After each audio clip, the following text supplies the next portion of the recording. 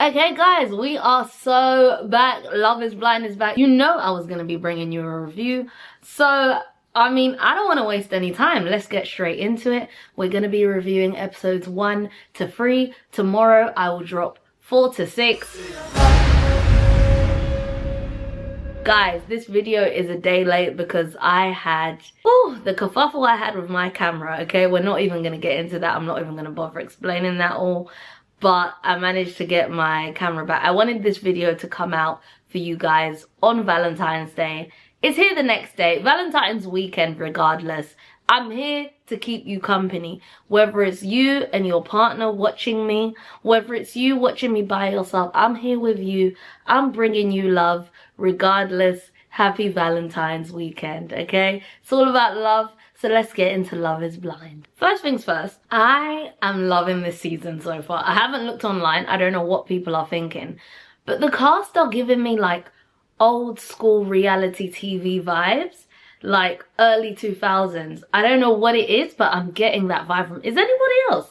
But yeah, let me know in the comments below. So we start episode 1 and they say this is their biggest season yet. The most singles. They're saying it like it's a great thing, but it's more people that are going to be disappointed because it's more people getting left behind or whose stories we're not going to get to see. That was my initial thought when they said that. So we meet Brittany. She's stunning. Her smile reminds me a bit of Lauren. This is Lauren from season 1. By the way, guys, can you believe 5 years? It's been 5 years since Love is Blind, which means it's been 5 years since lockdown. Anyway, so yeah, Brittany is hitting it off with Devin. Devin is also hitting it off with Virginia. They're both a bit older than him, if I remember correctly. They're like 4 or 5 years older than him. What is, ladies, the youngest you date when it comes to men? I'll be 100% honest. I've dated a guy who was 4 years younger than me, but he was very mature for his age. Like, he had his own business, owned his own place. Like, it was more mature than some of the people my own age I've dated, if I'm being 100% honest. But yeah, no, comment below what's the lowest you'd go. And then we meet Daniel, who's our self-proclaimed short king. And again, it made me wonder, what is the shortest you'd go? So I'm 5'1". I would date 5'5", like 4 inches taller than me. I can still wear a 4-inch heel, we're the same height. Fine. Like, I don't really, height isn't a big thing for me, but then for some reason tall men seem to be attracted to me and they keep finding me. I don't go out looking for tall men. They find me, so I've dated like 6'6", 6'5", 6'4". Ideal height, 5'9". But yeah, comment below, what is the shortest you'd go? I'd go like 5'5", 5'4". I'd probably go 5'4" too. It's still taller than me. So we meet Monica and Joey. They seem to be hitting it off. Okay, I'm gonna say something. And I think I'm maybe just a skeptical person, but I think it was at this point or later on down the line. Joey describes himself as, he says he's always told he's got golden retriever energy. People that are these self-proclaimed things, I do side-eye them a bit. And like I said, I can be a bit skeptical. I'm like, are you really golden retriever, or are you just putting that out there? I don't know. He seems lovely, but it's the same thing, like, you know, the guys are like, I'm a good guy, I'm one of the nice guys. Like, I don't trust it. Same with, controversial take, girls that are self-proclaimed girls, always the biggest issue. The biggest problem you will have is with them. They can be the biggest bitch sometimes as well. Self-proclaimed girls. Same with self-proclaimed nice guys. Self-proclaimed golden retriever energy. Yeah. We meet David, or Dave as they call him.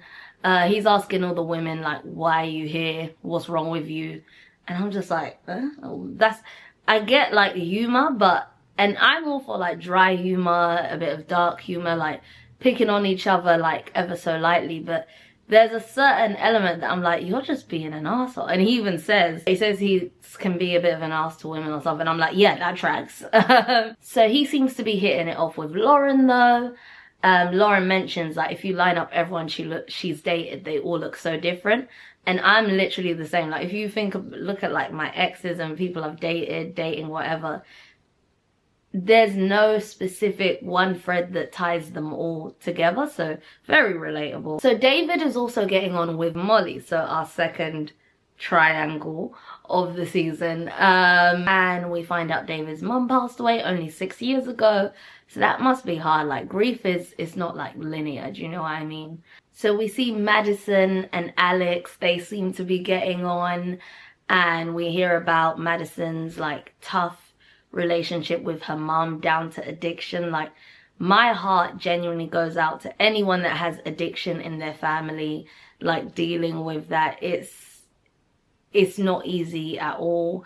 I've seen what it can do to people, and not just the people dealing with addiction, but the people trying to be there around for the people dealing with addiction. So yeah, that was very heartwarming. Alex opens up about, you know, getting bullied in school, and they bond over that. I really like them. I'm like, okay, I'm enjoying this connection. And then we see Madison also getting on with Mason, and I'm like, oh. So then we see Mason, after Mason and Madison, we see Mason and Meg also getting on. I'm like, whoa, this isn't even a triangle anymore. This is so convoluted. Anyways, Mason and Meg is very high energy, and they're both going on about how they like to be weirdos and be silly. And when people say this like it's their personality, some of these people I side-eye. Again, self-proclaimed. I don't know. Maybe I'm too judgmental. Maybe I need to take a look at myself.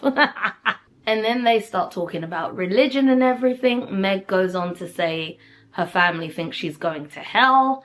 I'm like, oh my God. Like, I've met people with these thoughts. I remember growing up, like, being strong. I went to like Catholic school, being like strongly Christian, and then thinking about, oh my God, people that don't believe in God, they're gonna go to hell. Like, that's what I used to think.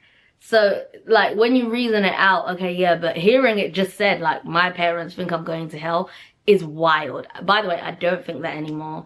I might even do a whole video on this, like get someone on and talk about it. And we saw it a lot in Love is Blind. There was a lot of talk of religion and people's different views. Yeah, I believe in God. I believe in God. Wouldn't necessarily say I'm religious, which made a lot of these conversations really interesting for me. So we see Dave and Molly again. They're really hitting it off, and they're talking about, you know, what they like in the bedroom. We're also seeing Dave's connection with Lauren growing as well. In this moment, like, this is episode 1, I'm like, David seems to be, okay, he's getting on with Molly, getting on with Lauren, but he's telling them both what they want to hear. That's what it seems like. And it seems like his connection with Lauren feels deeper, and the connection with Molly is, I won't say physical, but that's more so what they're discussing and playful. And yeah, and so we end episode 1, and Molly's in the headquarters, and she tells Lauren her top one is David, not knowing that obviously Lauren is also dating David. Very awkward. Like, she leans forward like, who?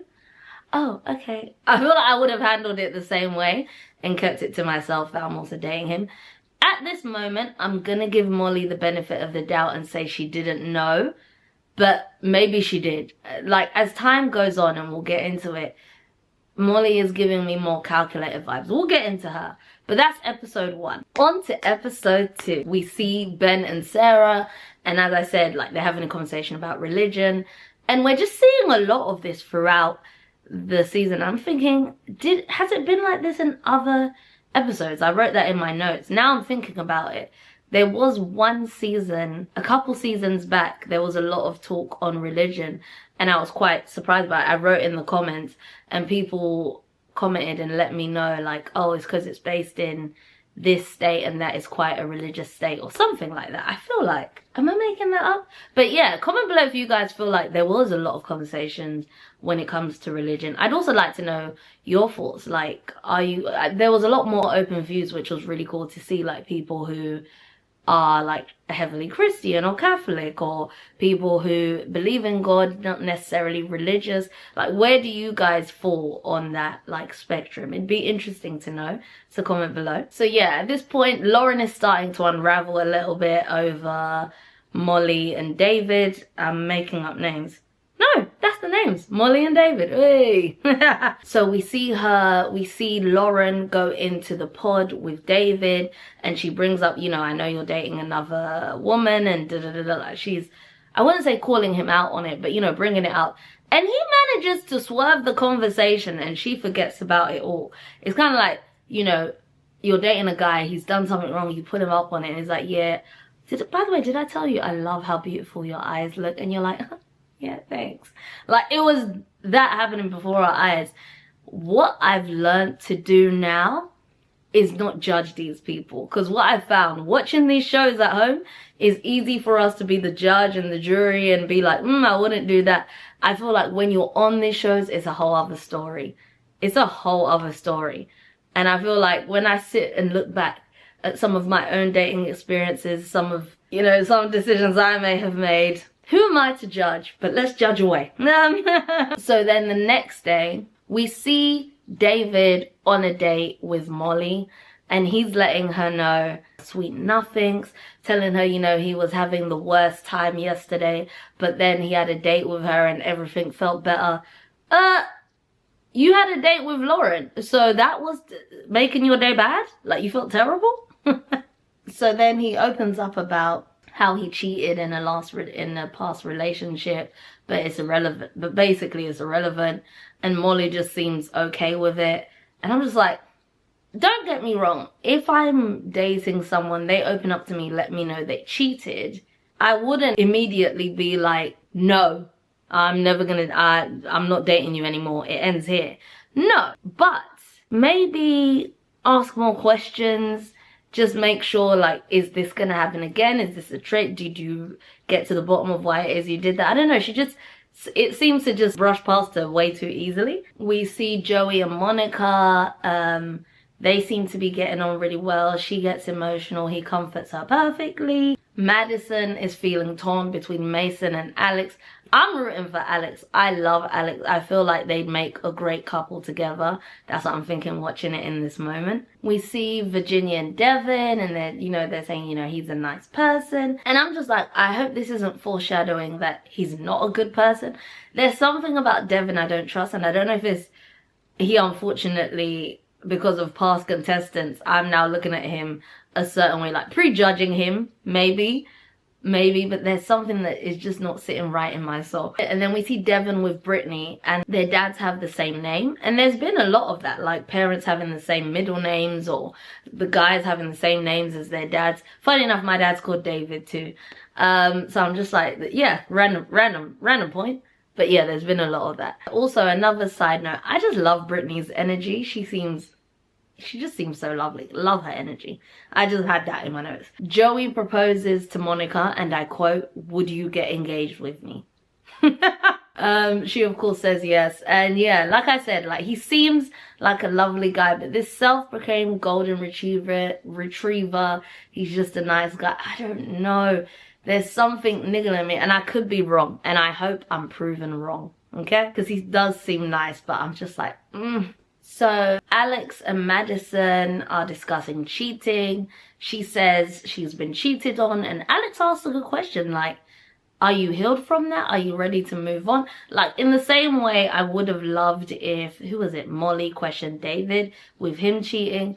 Also, when you've been cheated on, I haven't, to my knowledge, but I've seen people who have been cheated on and how it's affected them and trust issues. So it was a really good question from Alex. Like, Alex is his emotional intelligence and the questions he asks, and like, 10/10, like, one of my favorite people on the show. We'll get into the reason I'm smiling. If you've all watched it, you all know, but just in case, I'm not gonna say, because this is only episode 1 to 3. So yeah, then they get onto their attachment styles, and she's avoidant, he's anxious.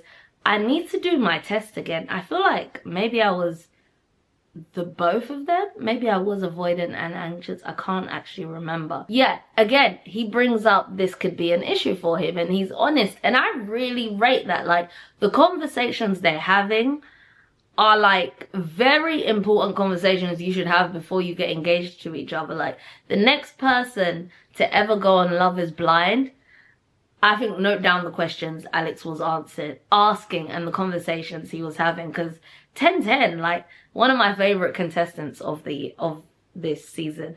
I hope that's not like the worst take ever. I haven't seen what everybody is saying online. But yeah, she manages to reassure him, and I just really enjoyed seeing this conversation play out. It was healthy.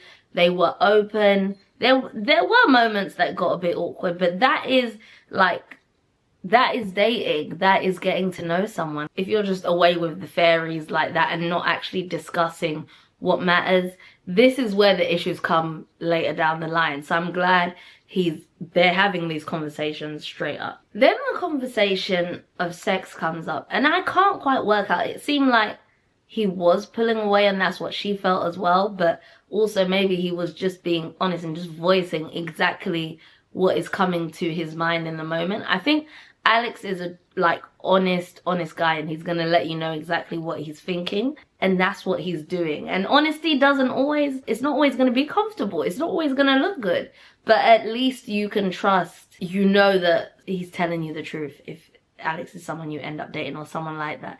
Like, there was someone I dated and he was so blunt and honest, but at least I always knew where I stood with him. He wouldn't sugarcoat things and but I prefer that. I want to know exactly where it is that I stand with you. We then see Madison and Mason. This season, is it me or is everybody horny? Because everybody's conversation seems to be going to sex. While I watch, I take notes. So I'll just be in the middle of taking my notes, and I look up, I'm like, whoa, how did we get here?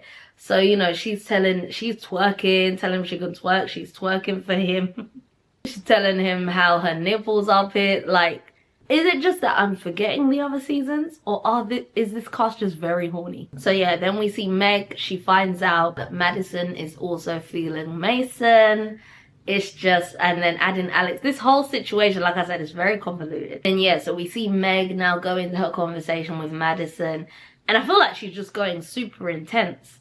Now she knows Madison is involved. She's talking at 1,000 miles per hour, just trying to, oh, what do you like? Do you like this? I was like, whoa, Meg, let's calm down. But he seems to be enjoying the conversation.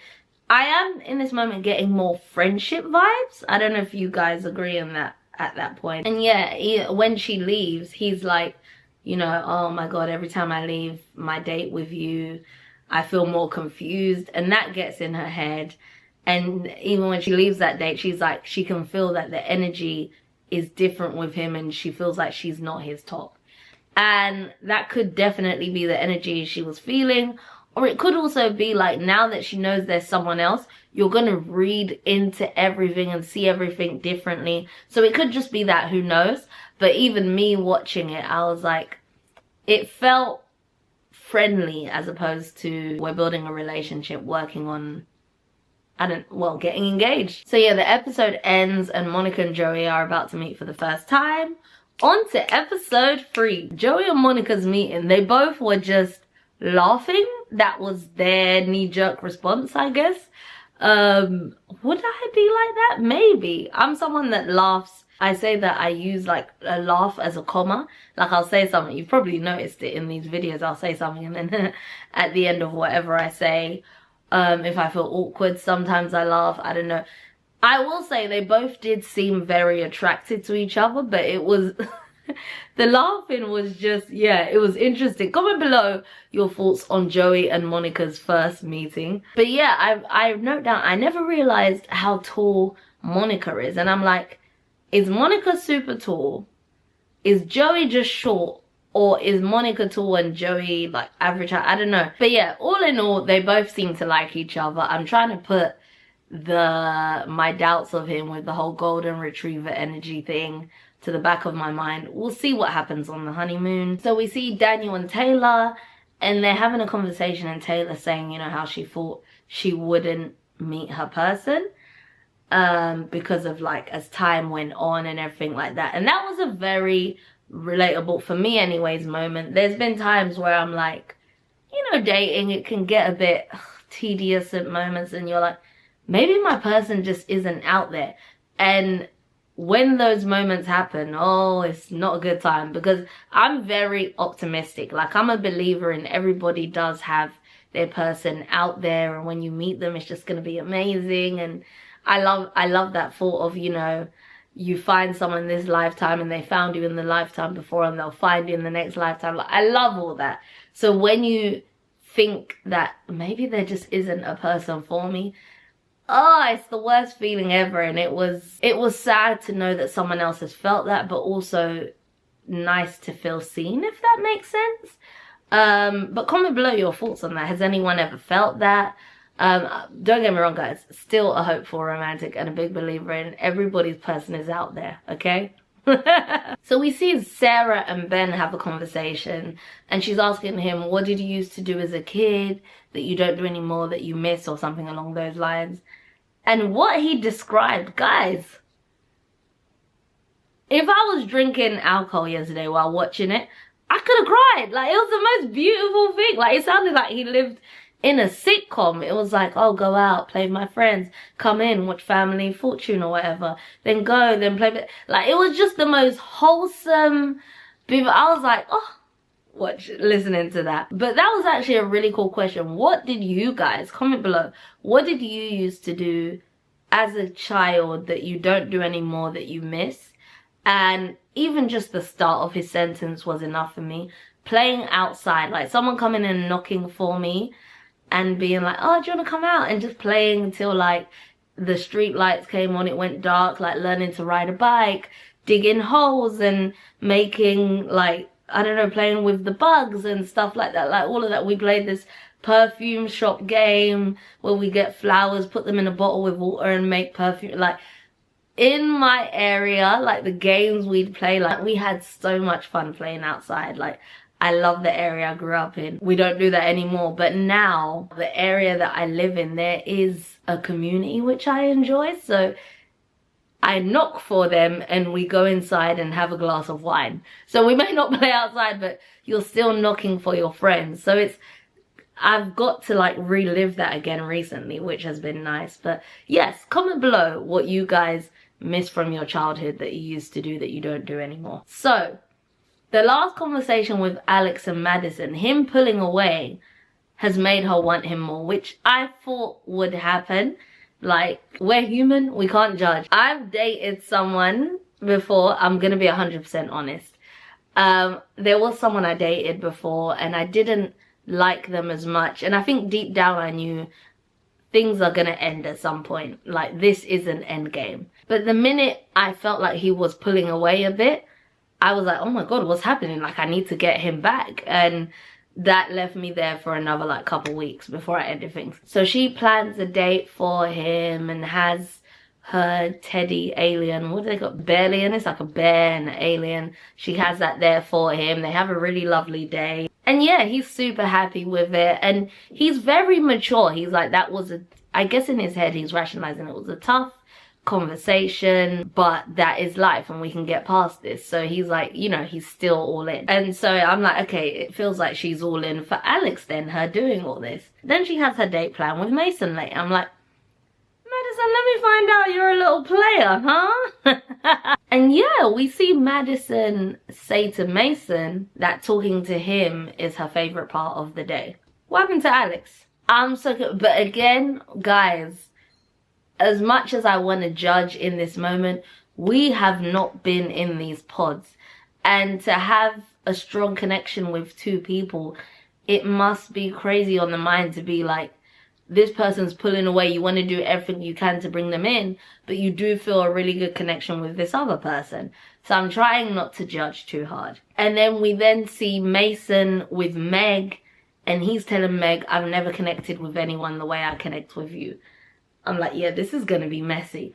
Because I'm just like, you were just with Madison and you guys were like, wow, connection at all-time high. But now it's with Meg that you've never connected with anyone else the way you connect with her. He could argue he said nothing wrong because the way he connects with her is different to the way he connects with Madison, and they're both 10 out of 10. But I'm just like, yeah, this is about to get messy because this isn't just a triangle. So then we see Lauren and David, and then Lauren's like, you know, yeah, it's time to talk about kids. And he's like, yeah, you're getting old.